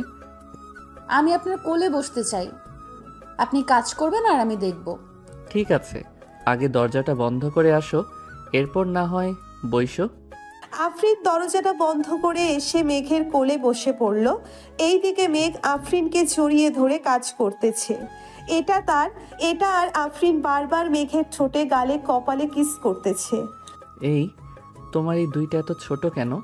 ছোট থাকবে না তো বড় থাকবে নাকি? আমি নিজেই তো ছোট মানুষ, আবার আমার জিনিস বড় হবে কি করে? একবার বিয়েটা হতে দাও, দেখবে সুর করে বড় হয়ে যাবে। যা দুষ্টু কোথাকার, আমার বুঝি লজ্জা করে না এসব শুনে? ওরে আমার লজ্জাবতী রে, যখন আমি ধরবো তখন লজ্জা করবে না বুঝি? জানি না, তুমি থাকো, আমি গেলাম মেঘলার রুমে। এইখানে চুপচাপ বসে থাকো, কোনো কথা বলবে না। আচ্ছা। আফরিন আর কোনো কথা বলল না। মেঘ তার কাজ শেষ করে আফরিনকে নিয়ে শুয়ে পড়ল। আফরিনের পেটে সুরসুরি দিতেই আফরিন লাফ দিয়ে উঠে পড়লো আর বলতে লাগলো, তোমার সাথে থাকা যাবে না, তুমি অনেক দুষ্টুমি করো, আমি গেলাম। আর দুষ্টুমি করব না, এখন তো শুয়ে থাকো। আর দুষ্টুমি করবে না বলে দিলাম। মেঘ আফরিনকে জড়িয়ে ধরে ঘুমিয়ে গেল। সকাল 9টায় ঘুম ভাঙলো মেঘের। উঠে ফ্রেশ হয়ে খাওয়া দাওয়া করে যেই অফিসের দিকে রওনা দিতে যাবে, এমন সময় পেছন থেকে মেঘলা বলতে লাগলো, ভাইয়া, আমাদেরকে একটা স্কুলের সামনে নামিয়ে দিতে পারবি? তাড়াতাড়ি আয়, আবার 10টায় মিটিং আছে, যাইতে হবে ওইখানে। মেঘ আফরিন এবং মেঘলাকে স্কুলের সামনে নামিয়ে দিয়ে চলেছে। গেল অফিসে গিয়ে দেখে ক্লায়েন্টরা চলে এসেছে। মেঘ তার পেন ড্রাইভটা বের করে বোঝাতে লাগলো প্রজেক্টটা কিভাবে কি করতে হবে। বোঝানো শেষ করে মেঘ চলে গেল তার আব্বুর কেবিনে বসে বসে কাজ করতেছে। এমন সময় দারোয়ান এসে বলতে লাগলো, স্যার, রহিমের ছেলে এসেছে। আপনি নাকি বলেছে তাকে আসার জন্য এখানে? পাঠিয়ে দাও তাকে, আমি কথা বলে নিতেছি তার সাথে। ঠিক আছে স্যার। মেঘ বসে বসে ল্যাপটপে কাজ করতেছে। এমন সময় রহিমের ছেলে কেবিনে প্রবেশ করলো। তাকে দেখে মেঘ হাসি খুশি ভাবে বলতে লাগলো, ভিতরে আসো তামিম, এইখানে বসো। স্যার, আমাকে একটা কাজ দিবেন বলেছিলেন, তাই এসেছিলাম। আব্বু তো আর নেই, এখন তো পরিবারটা আমাকেই দেখতে হবে।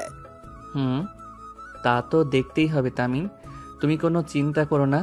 যখন যা লাগবে আমাকে বা আব্বুকে বলবে, তাহলে দিয়ে দিবে আব্বু।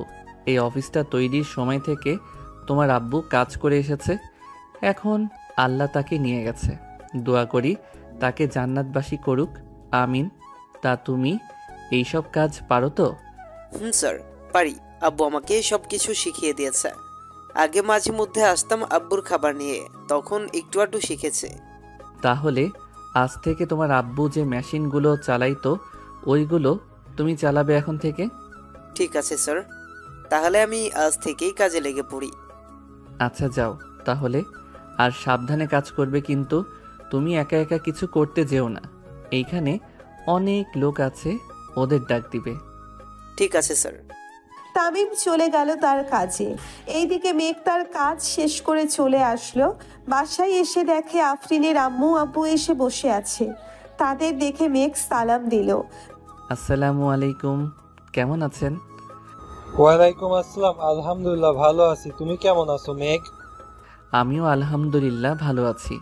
আপনারা বসেন, আমি ফ্রেশ হয়ে আসতেছি। মেঘ চলে গেল তার রুমে। ফ্রেশ হয়ে চলে আসলো, নিচে এসে দেখে সবাই বসে আছে। মেঘও তাদের সাথে বসে পড়ল। মেঘ, আমি চাইছিলাম তোমাদের বিয়েটা দিয়ে দেওয়ার জন্য, এখন তুমি কি বলো? আঙ্কেল, আফরিনের পরীক্ষা শেষ হোক, এরপর না হয় বিয়ে করব। আর তো কয়েকটা দিন রয়েছে, আমিও না হয় অফিসের কাজটা বুঝে নেই। সাইফুল, তুই কি বলিস? আফরিন তো সারাদিন তোদের বাসায় থাকে, আশেপাশে মানুষ তো জানিস কেমন সমালোচনা করে। ঠিক আছে, তাহলে আজকে কাজে ডেকে বিয়ে পড়িয়ে দিই। আফরিন, এর পরীক্ষা শেষ হলে না হয় অনুষ্ঠান করব। এখন তুই যা বলবি আমি তাই করব। ছোট থেকে তো তুই যা বলছিস আমি তাই করছি। ঠিক আছে, তাহলে আজকে রাতেই কাজে ডেকে বিয়ে পড়ে দিই। সবাই কথা বলতেছে। এইদিকে মেঘ তাদের মাঝখান থেকে উঠে চলে আসলো ছাদে। আকাশের দিকে তাকিয়ে ভাবতে লাগলো সেই রাতগুলোর কথা। এখন তো তার অপসরই তার সাথেই থাকবে, এখন তো তার অপসরই তার সাথেই থাকবে। এই সব ভাবতেছে, এমন সময় পেছন থেকে কে যেন মেঘকে জড়িয়ে ধরলো আর বলতে লাগলো, আমার অনেক দিনের ইচ্ছা আজ পূর্ণ হবে। আমি তোমাকে অনেক ভালোবাসি মেঘ। আফরিনকে পেছন থেকে টেনে এনে মেঘের সামনে দাঁড় করিয়ে বলতে লাগলো, আমিও তোমাকে ভালোবাসি, কিন্তু এখন বিয়ে করলে তোমাকে নিয়ে বাহিরে ঘুরতে গেলে তো মেয়েরা আমার দিকে তাকাবে না। তাই ভাবতেছি আরও কয়েক বছর পর বিয়ে করব। কি বললি কুত্তা? আমাকে রেখে অন্য মেয়েদের সাথে টাঙ্কি মারিস? আজকে দেখ তোর কি অবস্থা করি, শুধু রাতটা হতে দে। এখন কিছু করলাম না, সকালে তুই হাঁটতে পারবি না এমন অবস্থা করব। আমাকে ভয় দেখিয়ে কোনো লাভ নেই, আমি তোমার মতো পিচ্চি মেয়েকে ভয় পাই না। সো এখন এইখান থেকে যাও। ভয় পাস না তো ঠিক আছে, শুধু দেখ কি করি আমি তোকে রাতের বেলা। এই বলে আফরিন রাগে চলে গেল নিচে। এইদিকে মেঘ তো মহা খুশি তার অপসরীকে রাগিয়ে দিয়ে।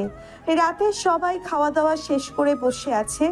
এমন সময় কলিং বেলের শব্দ পেল সবাই। আপনারা বসেন, আমি দেখে আসতেছি কে এসেছে। এই বলে আফরিন চলে গেল দরজা খুলতে। দরজাটা খুলতেই দেখতে পেল কাজী সাহেব দাঁড়িয়ে আছে। ওনাকে সালাম দিয়ে ভিতরে নিয়ে আসলো আফরিন। সবাই বসে আছে সোফায়। এমন সময় কাজী বলতে লাগলো, কার কার বিয়ে হবে তাদের আইডি কার্ড বা জন্মের মতনটা নিয়ে আসেন। কাজী সাহেব, মেয়ের বয়সটা একটু কম, আপনি বিয়ে পড়িয়ে দিয়ে যান। যদি কোনো সমস্যা হয় আমি দেখে নেব। দেখুন, এটা তো আইনগত অপরাধ। মেয়ের বয়স 18 না হলে বিয়ে দেওয়া। আচ্ছা, আপনি আনেন, সব কিছু আমি দেখে নিচ্ছি। সবকিছু নিয়ে দিতেই কাজী সাহেব তার খাতায় যা যা লেখার দরকার তা লিখে নিল। কিছুক্ষণের মধ্যে সকল নিয়মকানুন মেনে মেঘ তার আফরিনের বিয়েটা হয়ে গেল।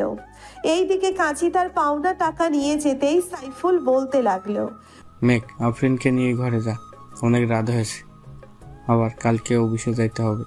ঠিক আছে আব্বু, যাইতেছি। আফরিন আর মেঘ চলে আসলো রুমে। এইদিকে মেঘ বিছানায় বসতেই আফরিন বলতে লাগলো, দাঁড়িয়ে কথা বলতে হবে কেন? সোজা হয়ে দাঁড়াও, তোমার সাথে আমার কথা আছে।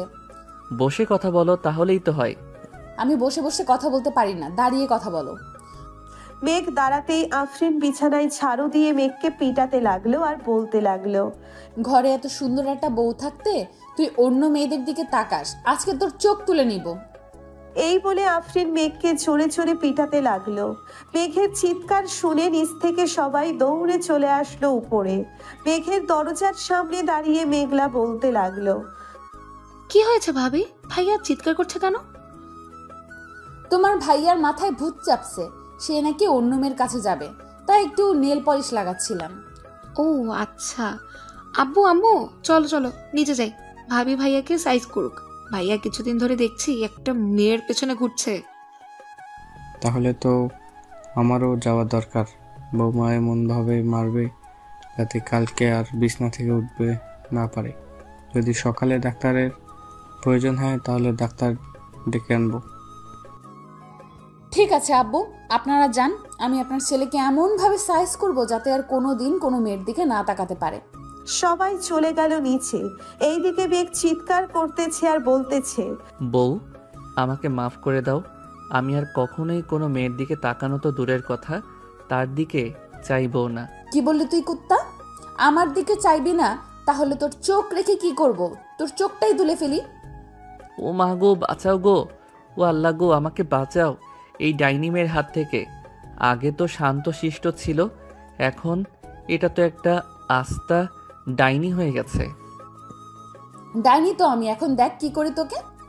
কিছুক্ষণ মারার পর আফরিন ক্লান্ত হয়ে যায় আর বলতে থাকে, এখন কান ধরে উদ্বাস করবি 1000 বার, আমি সারা রাত শুয়ে শুয়ে দেখব। ও বউ, একটু কম করা যায় না? আমি আর কখনোই এমন করব না, বললাম তো তোমাকে। ঠিক আছে, তুই যখন এটা বলতেছিস তাহলে তোর কথা মেনে নিলাম। যা, 200 বার কান ধরে উদ্বাস করবি। পরে কি করতে হবে আমি বলতেছি। এরপরেও আরো কাজ করতে হবে? জি মহারাজ, এরপরও কাজ করতে হবে। এখন তাড়াতাড়ি উঠবস করতে থাকেন তো। মেঘ উঠবোস করতে লাগলো। 200 বার কান ধরে উঠবোস করতে করতে তার হাঁটু যেন খুলে পড়ে যাবে এমন অবস্থা। কান ধরে উঠবোস করা শেষ হতেই কোনো রকম বিছানায় গিয়ে বসলো আর বলতে লাগলো, ওই অপসরি, এখন তো মাফ করো আমাকে, আমি যাই এখন ছাদে। কোথাও যাইতে হবে না, এখানে চুপচাপ বসেন। আমি নিচ থেকে আপনার জন্য খাবার নিয়ে আসতেছি। এতক্ষণ মারার পর হয়তো আপনার পেটের খাবার হজম হয়ে গেছে, আবার তো কান ধরে উদ্বাস করেছেন, এতে তো আরো বেশি। এই বলে আফরিন চলে গেল। নিচে গিয়ে দেখে মেঘলা একলা একলা মুভি দেখতেছে আর চিপস খাচ্ছে। মেঘলাকে দেখে আফরিন বলতে লাগলো, কি ব্যাপার, তুমি এখনো জেগে আছো যে? ঘুমাবে না নাকি? ঘুমাবো তো, মুভিটা শেষ হলেই ঘুমোতে চলে যাব। তার আগে আমাকে একটা কথা বলো, ভাইয়ের কি অবস্থা? সকালে কি অ্যাম্বুলেন্স আনতে হবে? না না, এমনিতেই ঠিক হয়ে যাবে। এখন খাবার খাওয়াবো আর একটু পর আদর করব, তাহলেই দেখবে সকালে তোমার ভাইকে না আমাকে হসপিটালে নিতে হবে। আপনি কি কম আছেন নাকি ভাইয়ের থেকে? আপনিও দেখিয়ে দিবেন আপনার শরীরেরও পাওয়ার আছে। কিরে, তুই আমাকে আপনি করে বলতেছিস কেন? আমি না তোর বেস্ট ফ্রেন্ড, তুই করে বলবি। তুই কি আর আমার বেস্ট ফ্রেন্ড আছিস? এখন তো আমার ভাবি হয়ে গেছিস, সেই হিসেবে তুই আমার বড়। আমি তোকে আপনি করেই বলবো। দিব কানের নিচে একটা। চল খাবার গরম করে আনি, তোরও হয়তো ক্ষুধা লেগেছে। এখন তো রাত বড়, মনে হয় যেমন 2-3 দিন চলে গেছে। আমারও এমনই মনে হয়। আচ্ছা চলো খাবার গরম করে ভাইয়াকে দিয়ে আসি। দুইজন চলে গেল রান্নাঘরে। খাবার গরম করে মেঘলার জন্য কিছু রেখে বাকিটা নিয়ে চলে গেল মেঘের রুমে। গিয়ে দেখে মেঘ নিজের পা ধরে কান্না করতেছে আর বলতেছে, আল্লাহ গো, আমার কপালটা বুঝি পুড়ে গেল গো। এইটা কি বউ দিলা আমার কপালে? এখন তো আমাকে যখন তখন মারবে, আমি কিছুই করতে পারবো না। একদম ঠিক ধরেছ, আমি তোমাকে যখন তখন মারবো, কিন্তু তুমি আমার কিছুই করতে পারবে না। আমাকে যেমন মারবে তেমন আমিও তোমাকে মারবো। পরে বসে বসে শুধু কান্না করা ছাড়া আর কোনো উপায় নেই তোমার। এই দেখো, আমি এক চুমুকি 1 গ্লাস দুধ খেয়ে নিতে পারি। সো এখন বুঝে নাও আমার শরীরে কত শক্তি আছে। বুঝে গেছি, তোমার শরীরে অনেক শক্তি আছে। এখন আমাকে খাবার দাও, খুব ক্ষুধা লাগছে। মেঘ খাওয়া দাওয়া করে বিছানায় শুয়ে পড়ল। এইদিকে আফরিন থালা বাসনগুলো নিচে রেখে চলে গেল। ওপরে গিয়ে দেখে মেঘ বিছানায় চিৎপটাং শুয়ে আছে। এটা দেখে আফরিন আবার হাতে ঝাড়ু নিতেই মেঘ বিছানা থেকে লাফ দিয়ে সোফায় এসে বসে পড়ল আর বলতে লাগলো, সরি, আর কখনোই বিছানায় শুয়ে থাকবো না। তুমি একাই বিছানায় শুয়ে থাকো। আমি বিছানায় শুয়ে তো থাকবো, কিন্তু আমাকে বাবু গিফট তো করবে তুমি। তাড়াতাড়ি আসো, তা না হলে আবার কিন্তু শুরু করব তোমার উপর অত্যাচার। কিন্তু আমি তোমাকে বাবু গিফট করব কিভাবে? আমি তো এই সবের কিছুই বুঝি না। কি বললি তুই কুত্তা? আসিতেছি। মেঘ বিছানায় যেতেই আফরিন মেঘের ঠোঁট জোড়া তার দখল করে নিয়ে যেইভাবে পারছে ওইভাবেই চুষে চুষে খাচ্ছে। এইদিকে মেঘও কম কিসের, আফরিনের 2টা আপেলের মতো টিপতে থাকে আর ঠোঁট চুষতে থাকে। এইদিকে আফরিন ব্যথায় কোকিয়ে উঠে বলতে লাগলো, কি করতেছো? আস্তে টেপো, ব্যথা পাই তো। ব্যথা তো পাবেই, ছোট ছোট আপেলের মতো জিনিস তোমার ভালোভাবে ধরতেও পারি না। এটাই অনেক আমার জন্য। এখন যদি তোমার আরো বড় লাগে তাহলে বড় করে নাও, বাধা দিছে কে? এইদিকে মেঘ আফরিনের ঠোঁট চুষতেছে আর আস্তে আস্তে হাত দিয়ে আফরিনের জামা খুলতেছে। বেশ কিছুক্ষণ ঠোঁট চষার পর আফরিনের শরীরে চুমু খেতে লাগলো। এইদিকে আফরিন কেঁপে কেঁপে উঠতেছে। বেশ কিছুক্ষণ পর মেঘ তার মেডেল স্টাম্পটা আফরিনের মেইন জায়গায় ঠেকিয়ে দিল। এদিকে আফরিনের চিৎকার দিয়েই অজ্ঞান হয়ে গেল। মাগো, মরে গেলাম গো। এইদিকে মেঘ আফরিনকে ডাকতেছে, কিন্তু আফরিনের কোনো সাড়া শব্দ নেই। তাই মেঘ টেবিলের উপর থেকে পানির গ্লাসটা নিয়ে আফরিনের মুখে পানি ছিটিয়ে দিতেই আফরিনের জ্ঞান ফিরে আসলো আর বলতে লাগলো, এই কুত্তা, এইভাবে কেউ করে নাকি? আমি তো মরেই যেতাম আর একটুর জন্য। এটা তো কিছুই না, এখন দেখবে কি যে করি। এই বলেই মেঘ আফরিনের সাথে টি20 খেলতে লাগলো। কয়েক ঘন্টা খেলার পর মেঘ আফরিনের বুকের উপর শুয়ে পড়লো আর বলতে লাগলো, সরি জান, আমি বুঝতে পারি নাই তুমি যে প্রথমে এত ব্যথা পাবে। আর সরি বলতে হবে না, এখন ওঠো। পুরো বিছানা তো ব্লিডিং এ ভরে গেছে, তাড়াতাড়ি পানিতে ভিজিয়ে রাখতে হবে। মেঘ আফরিনের উপর থেকে উঠে চলে গেল ওয়াশরুমে। ফ্রেশ হয়ে বাহিরে এসে দেখে আফরিন এখনো শুয়ে আছে বিছানায়। এটা দেখে মেঘ বলতে লাগলো, কি ব্যাপার, উঠবে না নাকি? এখনো যে বিছানায় শুয়ে আছো। অনেক ব্যথা করতেছে, উঠবো কি করে? তুমি এমন ভাবে করেছো যে থাকার বললাম না। আচ্ছা, আমি কিছু একটা করতেছি। এই বলে মেঘ চলে গেল মেঘলার রুমের সামনে। চুপি চুপি মেঘলার রুমে ঢুকে ফোনে লাইট লাগিয়ে দেখতে লাগলো ট্যাবলেটের বক্সটা কোথায়। এইদিকে মেঘলা তো ঘুমাই নাই, এক চোখ মেলে দেখতে লাগলো কে এসেছে। মেঘকে দেখে বুঝে গেল মেঘলা কিছু একটা হয়েছে, তাই মেঘকে উদ্দেশ্য করে মেঘলা বলল, ভাইয়া, কি করছো আমার রুমে? মেঘলার গলার স্বর শুনে মেঘ চমকে গেল আর বলতে লাগলো, কই কিছু না তো, এমনি এসেছিলাম। কি হয়েছে বলো আমাকে। না মানে তোর বান্ধবী। হয়েছে, আর কিচ্ছু বলতে হবে না। তুমি এই রুমে ঘুমাও, আমি দেখছি। ঠিক আছে যা, আর যদি দরকার হয় ডাক দিস আমাকে। ঠিক আছে। মেঘলা গিয়ে দেখে আফরিন বিছানায় শুয়ে আছে চুপ করে। আফরিনের কাছে গিয়ে শরীরে হাত দিয়ে দেখতে লাগলো জ্বর এসেছে কিনা। এইদিকে আফরিন মেঘলাকে দেখে বলতে লাগলো, কি ব্যাপার, তুই এত রাতে এইখানে? কি হয়েছে আমাকে বল, আমি দেখছি। অনেক ব্যথা করতেছে রে, তাই তোর ভাইকে পাঠিয়েছিলাম ব্যথার ট্যাবলেট আনতে। এখন তোর ভাইয়া তো আসলো না। পিরিয়ড হয়েছে নাকি? না, ওইগুলো হয়েছে, বুঝে গেছি। আর কিচ্ছু বলতে হবে না, একটু ওয়েট কর, আমি আনছি এক্ষুনি। মেঘলা চলে গেল তার রুমে, একটা ব্যথার ট্যাবলেট তার ভাইয়ের হাতে ধরিয়ে দিয়ে বলতে লাগলো, এই নাও, এটা ভাবিকে খাইয়ে দাও, তাহলে ব্যথা কমে যাবে। ঠিক আছে, তুই ঘুমা তাহলে। মেঘ চলে গেল তার রুমে। আফরিনকে ঔষধটা খাইয়ে দিয়ে শুয়ে পড়ল তার পাশে। সকাল 10টায় মেঘ ঘুম থেকে উঠে চলে আসলো নিচে, এসে দেখে সবাই বসে আছে আর কি নিয়ে যেন আলোচনা করতেছে। মেঘকে দেখে তার বাবা বলতে লাগলো, মেঘ, ওরা হচ্ছে আমার বিজনেস পার্টনার, বাইরের দেশ থেকে এসেছে।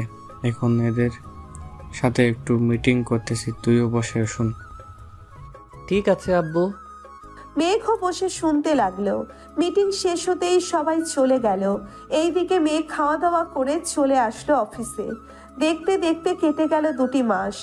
সন্ধ্যা 7টায় মেঘ অফিস থেকে বাড়ি ফিরতেই আফরিন বলতে লাগলো, মেঘ, অনেকদিন তো হলো বাইরে গিয়ে ফুচকা খাওয়া হয় না, চলো বাইরে গিয়ে ফুচকা খেয়ে আসি।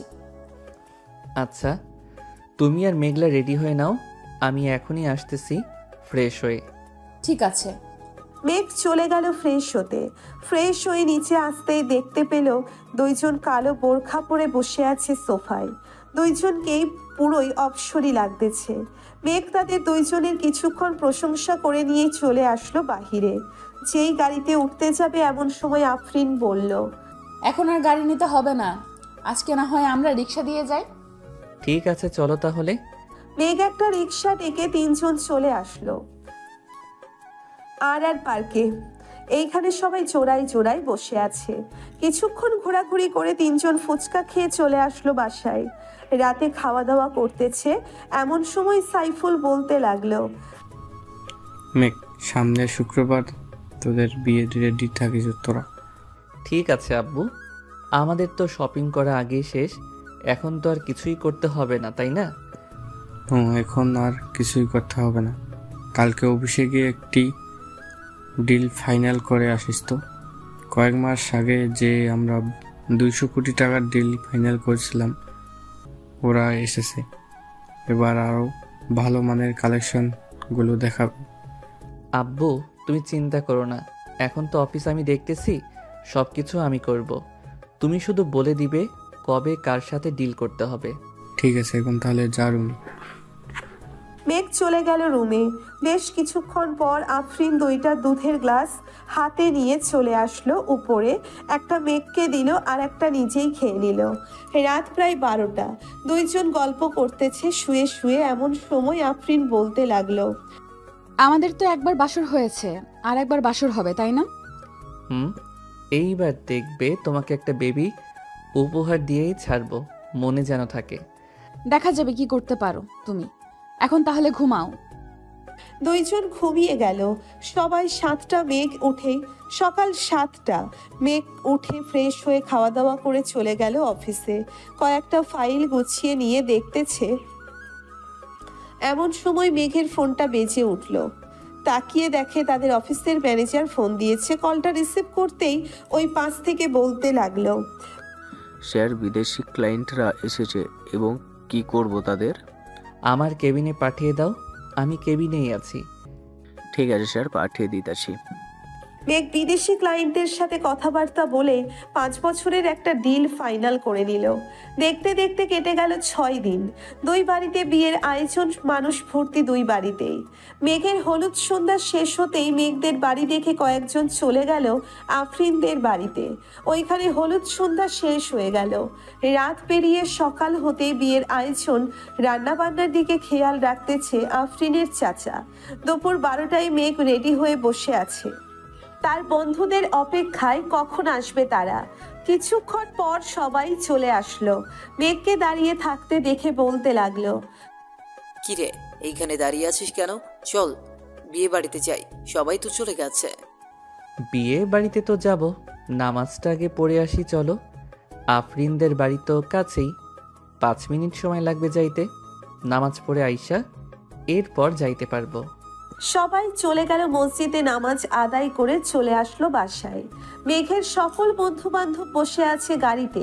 মেঘ যেতেই ইমন বলতে লাগলো, সবাই শোন, এবার কিন্তু মামাকে প্রোটেকশন দেওয়া যাবে না। এটা নিয়ে মামার কিন্তু দ্বিতীয়বার বাসর হবে। এখন সবাই ঠিক করে নেই কি দেওয়া যায়। আরে এটা রাতে দেওয়া যাবে, এক্ষুনি এত তাড়াহুড়ো করছিস কেন? আগে বিয়েটা খেয়ে নেই, এরপর না হয় দেওয়া যাবে। শালা বিয়ে করে একটা। সবাই হাসাহাসি করতে করতে চলে আসলো বিয়ে বাড়িতে। গেট ধরে দাঁড়িয়ে আছে মেঘের সকল শালীরা। এইদিকে 2 তলার বারান্দায় আফরিন মেঘকে নামিয়ে গেটের সামনে আসতেই আফরিন লেজার লাইট দিয়ে বুঝিয়ে দিল যাতে কোনো মেয়েদের দিকে না তাকায়। মেঘও তাকালো না। খাওয়া দাওয়া শেষ করে আগের সকল নিয়ম মেনে আফরিনকে নিয়ে চলে আসলো বাসায়। দুজন এর আগে বিয়ে করিয়ে দিয়েছে, তাই আর কাছেই ডাকে নাই। রাতে সবাই বসে আছে ছাদে। এমন সময় আফরিন আসলো আর বলতে লাগলো, তোমরা তো আমাদের গিফট দাও নাই, আমাদের গিফট দাও। ভাবি এটা কিন্তু ঠিক না, আপনি আয়েশা গিফট চাইতেছেন, আমরা কিন্তু দিব না। ঠিক আছে, তাহলে তোমাদের গিফট তোমাদের কাছে রাখো, আমার জামাইকে দিয়ে দাও। রাত তো 1টা বাজে, বাসর তো করতে হবে, তাই না? এই বলে আফরিন মেঘকে টানতে টানতে নিয়ে চলে আসলো বাসর ঘরে। দরজাটা লাগিয়ে দিয়ে দুইজন অজু করে 2 রাকাত নফল নামাজ পড়ে নিল। আফরিন নামাজ আদায় করে খাটের উপরে বসে আছে। বেশ কিছুক্ষণ পর মেঘ আফরিনের পাশে গিয়ে বসলো আর বলতে লাগলো, বউ, ও বউ, আজকে আদর করলে হয় না নাকি? আদর করবি না মানে? তোর আদর করতেই হবে, এখন শুরু করবি। রাত বাজে এখন 1:35, ভোর 4:45 আদর শেষ করে উঠবি। ঠিক আছে, প্রস্তুত হও তুমি। আমি কিন্তু আজকে তোমার ওই আপেলগুলোতে অনেক কামড় দিব। আমি রেডি আছি, যা ইচ্ছা করতে পারো, করো। মেঘ আফরিনের শাড়ি খুলে ফেলে দিল নিচে। ঠোঁটে কিস করতে করতে নামতে লাগলো নিচের দিকে। বুকের কাছে এসেই আফরিনের আপেলগুলোতে কামড় দিতে লাগলো। এইদিকে আফরিন ব্যথায় কোকিয়ে উঠে বলল, ওই কুত্তা, কামড়ও দিবি আবার জোরে জোরে টিপতেও থাকবি, আমার বলছি ব্যথা করে না? ব্যথা করার জন্যই তো বাসর করব আজকে। এই বলে মেঘ আফরিনের শরীরের যেখানে সেখানে কামড় দিতেছে আর চুমু দিতেছে। বেশ কিছুক্ষণ এমন করার পর মেঘ চলে গেল মেইন জায়গায়। মেঘের মেডেল স্টাম্পটা সেট করে আফরিনকে কোলে তুলে নিয়ে আদর করতে লাগলো। এইদিকে আফরিন চিৎকার করতেছে, কিন্তু মেঘের থামার কোনো নাম নেই। মেঘ তার কাজ চালিয়ে যাইতেছে। দুইজন রোম্যান্স করতে থাকুক, এখন আমরা বিদায় নিই। আজকের গল্পটা এই পর্যন্তই। আবারও দেখা হবে নতুন কোনো গল্পে। ধন্যবাদ।